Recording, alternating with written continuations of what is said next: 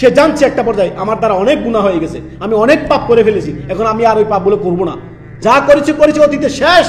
আল্লাহ তাআলা ওই সকল বান্দাদেরকে বলেছেন যারা পাপ করতে করতে করতে করতে তাদের আসমানের মেঘমালা পর্যন্ত যদি পাপ পৌঁছে যায়, সে যদি ওই পর্যায়ে এসে বুঝতে পারে দুনিয়ার জীবদ্দশায় যে আমি তো গুনাহ করেছি, আমার রব তো আমাকে ধরবেন, রবের ভয় তার মধ্যে হয়ে গেল, সে তওবা করে রবের দিকে ফিরে আসলো। আল্লাহ তাআলা এই কথা বলছেন যে কদ আফলাহা মান যাক্কাহা, যে নিজেকে পরিশুদ্ধ করলো, তাজকিয়া, নিজের আত্মার পরিশুদ্ধ করলো এবং নিজেকে পাপ মুক্ত করলো, তার জন্য সফল কাম ব্যক্তি।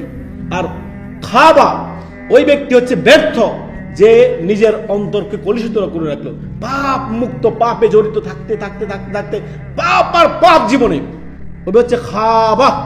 তারপরে আল্লাহ তাআলা পরের আয়াতে আল্লাহ তাআলা বলেন ওয়াকাদ খাবা মান দাসাহা, আল্লাহু আকবার।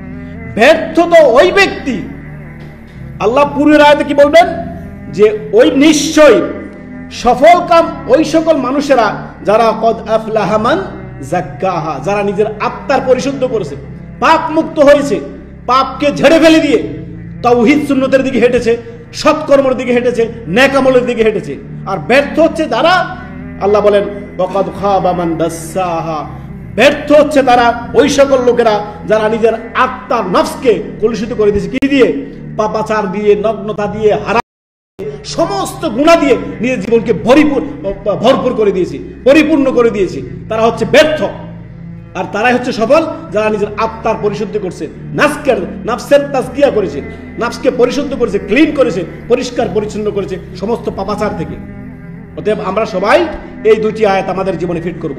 আমাদের যদি কোনো অন্যায় থাকে, আমরা যদি কোনো অন্যায় কাজে জড়িত থাকি, আমরা তওবা করে আল্লাহর দিকে ফিরে আসলে আল্লাহ বলেছেন কদ আফলাহা মান যাক্কাহা, ওই ব্যক্তি সফল যে নিজেকে পরিষ্কার পরিচ্ছন্ন করলো, যে ব্যক্তি পাপ মুক্ত হলো, গুনাহ ছেড়ে দিল, অন্যায় কাজ ছেড়ে দিল, সৎকর্মের দিকে নিজেকে তওবা করে অনুতপ্ত হয়ে আল্লাহর দিকে ফিরে আসলো। আর যদি না আসে ওয়াকাদ খাবা মান দাসাহা, আল্লাহ বলেছেন ওই ব্যক্তি হচ্ছে খাবাল খাসার, ওই ব্যক্তি নিঃসন্দেহে ওই ব্যক্তি হচ্ছে ক্ষতিগ্রস্ত, যে নাফসের পূজারী হলো, শয়তানের পূজারী হলো। ব্যর্থ সেই ব্যক্তি যে নিজের নাফসের গোলামি করলো। অতএব আমরা নাফসের গোলামি করব না, আমরা নিজের আত্মার পরিশুদ্ধির তাজকিয়া করব। আর রবি একটি ইসলামিক প্ল্যাটফর্ম, সত্যের দিকে চিরশান্তির পথে থাকিতে চায় সবার শীর্ষে।